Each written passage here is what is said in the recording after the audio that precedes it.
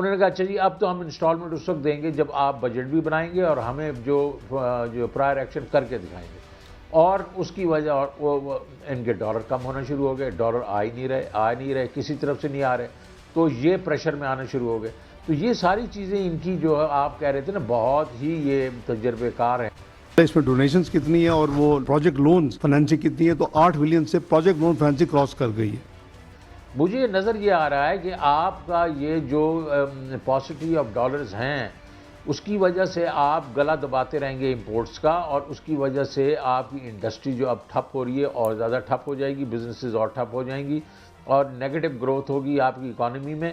ایک تو یہ جو ایک امدادی اور ایک خیرات کا دورہ تھا یہ کتنا کامیاب رہا, یہ اوور آل ہماری معیشت پر اس کا کیا اثر ہوگا, اور ڈالر آ رہے ہیں اور کیا ڈیفالٹ کا خطرہ ٹل گیا؟ Sorry it's a flurry of questions but they are all linked. جی جناب شوکت ترین صاحب. جی بسم اللہ الرحمن الرحیم. دیکھیں بھٹی صاحب بات صرف اتنی ہے کہ یہ تو نمبرز تو اچھے ہیں, مطلب اگر $9 بلین پلس ہمیں انہوں نے پلیج کیا ہے تو ملٹی لیٹرلز نے زیادہ کیا ہے, جس کے بیچ میں سب سے زیادہ تو اسلامک ڈیولپمنٹ بینک نے 4.2 کیا ہے, پھر ورلڈ بینک نے کیا ہے, ایشین ڈیولپمنٹ بینک نے, AIIB نے کیا ہے. تو یہ ان اداروں نے زیادہ کیا, اور باقی بائی لیٹرلز نے بھی کیا ہے جس میں فرانس نے کافی پیسے دیے ہیں. تو یہ تو پلیجز تو بڑی اچھی بات ہے, لیکن جو یہ ڈالر کب آئیں گے یہ ڈپینڈ کرے گا کہ ہم ریہیبلیٹیشن ریکنسٹرکشن کتنی جلدی شروع کر سکتے ہیں, بیکاز یہ فلڈز کے لیے پیسے ہیں, اور فلڈز کے ریہیبلیٹیشن اور ریکنسٹرکشن جو ہے وہ اگر یہ جلدی کر دیں گے تو وہ جلدی پیسے آ جائیں گے. لیکن اس کے ساتھ 2 کنڈیشنز ایک اور ہیں, اور 2 کنڈیشنز کیا ہیں؟ ایک کنڈیشن یہ ہے کہ IMF کا پروگرام آپ کا چالو ہونا چاہیے. یہ لوگ جو ہیں یہ پیسے آپ کو نہیں دیں گے اگر آپ اپنے IMF پروگرام سے ایک قسم سے پیچھے ہٹ جائیں. تو ایک تو وہ ان کو کرنا پڑے گا. دوسرا یہ ہے کہ آپ کو جو ہے میچنگ لوکل کرنسی فنڈز بھی پرووائڈ کرنے پڑیں گے. اچھا, میچنگ لوکل کرنسی فنڈز اگر $9 بلین ہے تو آپ $9 بلین کے آپ نے میچنگ اگر فنڈز کریں تو کچھ ٹریلین میں پیسے ہو جاتے ہیں, 2.4-2.3 ٹریلین کی آج کے ریٹ پہ. اچھا, وہ اس وقت تو ہمارے پاس فزیکل اسپیس میں گنجائش ہی نہیں ہے. تو جتنے آپ پرووائڈ کر سکیں گے لوکل کرنسی اور جتنی جلدی آپ ریہیبلیٹیشن میں جائیں گے اتنے ڈالرز آئیں گے. اچھا, اس سے ڈالر میں کیا ہمارے ریزرو میں فرق پڑے گا؟ بالکل اس وقت اتنا فرق پڑے گا جتنے ڈالرز آتے رہیں گے. اور وہ جو لیکن ان میں سے موسٹلی جو ہے نا, جس طریقے سے آپ کو ورلڈ بینک ہے, ایشین ڈیولپمنٹ بینک وغیرہ جو ہیں, انہوں نے یہ پہلے ہی اناؤنسمنٹس کی ہوئی ہیں کہ یہ ہم دیں گے, تو یہ ابھی اکاؤنٹ فار ہوئے ہیں. لیکن اچھی بات ہے, میں دیکھیں جو اچھی چیز ہونی چاہیے اس کو اپریشیٹ کرنا چاہیے, لیکن یہ 2 چیلنجز ہیں ان کے. جی بسم اللہ الرحمن الرحیم. میں شوکت ترین صاحب تھوڑا سا ایک کمپیریزن کر رہا ہوں جو آپ کے دور میں تھا اب ہے, تو اس میں وجوہات کیا ہے, اتنی مہنگائی کیوں ہوئی, اس پہ ذرا آپ کی رہنمائی چاہیے ہوگی. اپریل میں مہنگائی کا کمپیریزن کر رہے تھے, آٹا تھا 70-75 روپے, اب ہے فری میں اس وقت 160 روپے. چینی تھی پر کے جی 86 روپے, اب ہے 100 روپے. کوکنگ آئل تھا 465 روپے, اب ہے 595 روپے. اپریل میں ڈالر کی قیمت تھی کم و بیشتر 178.80, اب ہے 227, اور اوپن مارکیٹ میں آپ کو پتا ہے 265 کا بک رہا ہے. پیٹرول تھا آپ کے دور میں 150, اب 215. خام تیل کی تھی اس وقت انٹرنیشنل مارکیٹ میں قیمت 117 فی بیرل, اب ٹوٹل 73 بیرل ہے.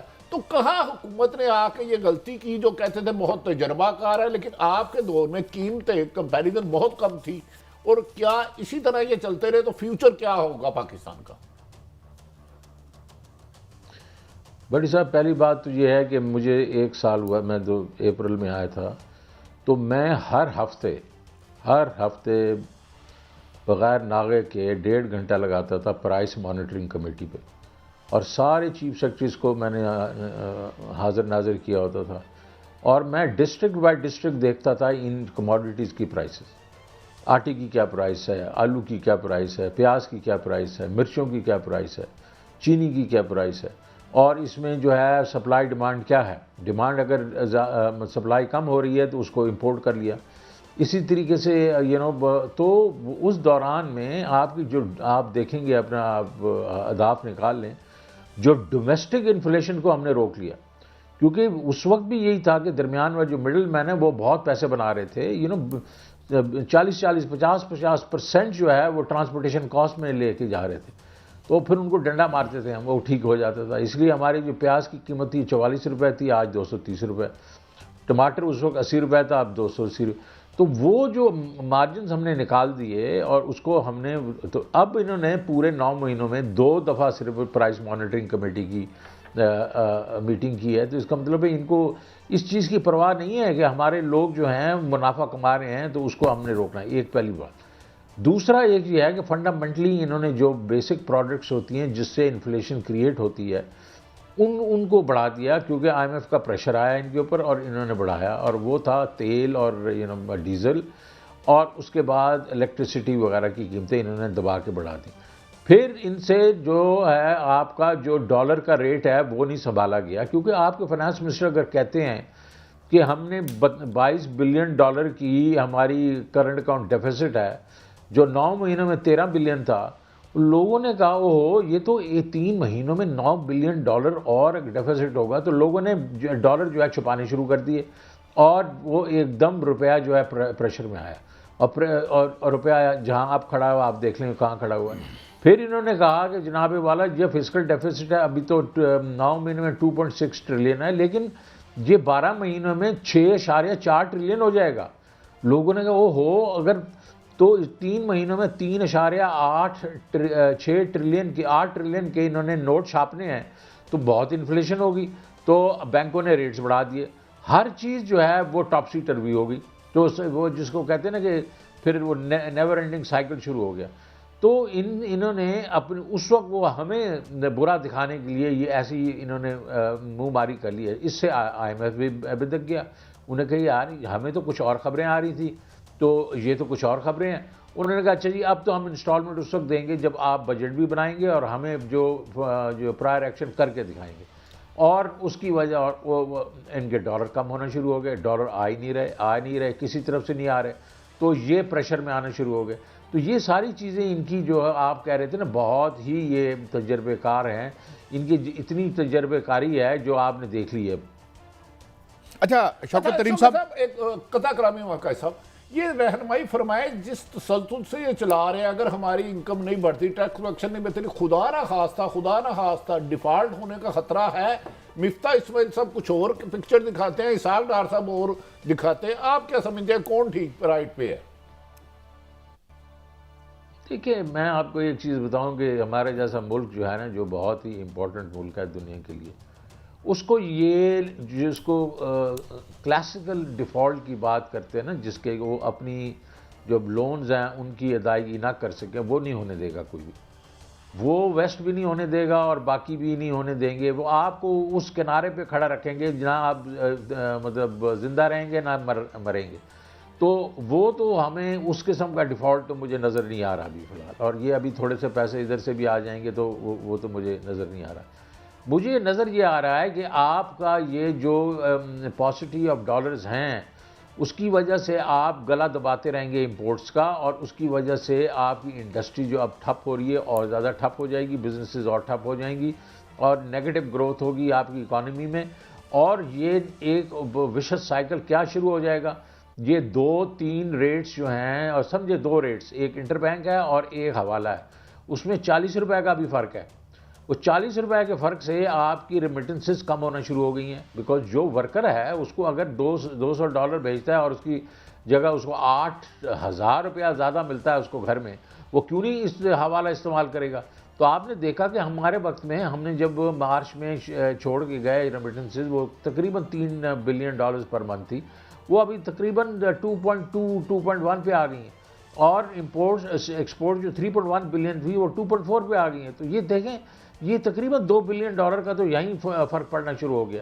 تو وہ ایک سائڈ سے یہ سکویز کرتے جائیں گے امپورٹس کو، دوسری سائڈ سے یہ پیچھے سے انہیں دروازہ کھولا ہوا ہے. تو یہ ہوگا یہ کہ آپ بیسیکلی آپ کی ان امپلائمنٹ بڑھے گی، اس ویریشن آف ریٹس کی وجہ سے آپ کی جو ہے انفلیشن بڑھے گی. اور اب جو آئی ایم ایف نے کی کنڈیشنالٹیز رہ گئی ہیں جو ہونے جا رہی ہیں، اس میں 2-3 میں آپ کو بتا دیتا ہوں. ایک، وہ گیس کی پرائسز دبا کے بڑھائیں گے، اس کے بعد آپ کو بجلی کی پرائسز بڑھوائیں گے آپ کو، اور تیسرا وہ کہیں گے آپ یہ جو ایکسچینج ریٹ ہے اس کو برابر کریں، آپ اس کو کھلا چھوڑیں. اور چوتھی چیز ہے کہ آپ کو 600-700 بلین روپے سے شارٹ ہیں ریونیو پہ، آپ کے ایکسپینس زیادہ ہیں اور آپ کا ریونیو کم ہے، تو یہ آپ نئے ٹیکس لگائیں. اچھا شوکت ترین صاحب، میں ابھی اسحاق ڈار صاحب کا ایک شارٹ سنواتا ہوں اور ہم سمجھنا چاہیں گے کہ وہ کیا کہہ رہے ہیں. یہ ذرا سنوائیے گا جی. یہ لون ہیں جو ہمیں مل رہے ہیں جو جس کو ہم نے میچ بھی کرنا ہے شوکت ترین صاحب. جی بالکل، یہ لونز ہیں. اس میں گرانٹس چند ہی گرانٹس ہوتی ہیں، جس طرح امریکہ وغیرہ گرانٹس دیتے ہیں، وہ لون نہیں دیتے. تو جس طرح جاپان ہے وہ گرانٹ دیتا ہے. یہ ساری گرانٹس ہیں جو فرانس دے رہا ہے، جو باقی دے رہے ہیں. سارے لونز فرانس جو ملک دے رہے ہیں وہ بھی لوگ کچھ ہاں ان میں سے کچھ ملک گرانٹ دیتے ہیں، کچھ لوگ لونز دیتے ہیں. اب جرمنی وغیرہ لون دیں گے آپ کو، اور یہ جو ہے جاپان جو ہے وہ گرانٹ دیتا ہے، اور امریکہ گرانٹ دیتا ہے. اس طریقے سے جی.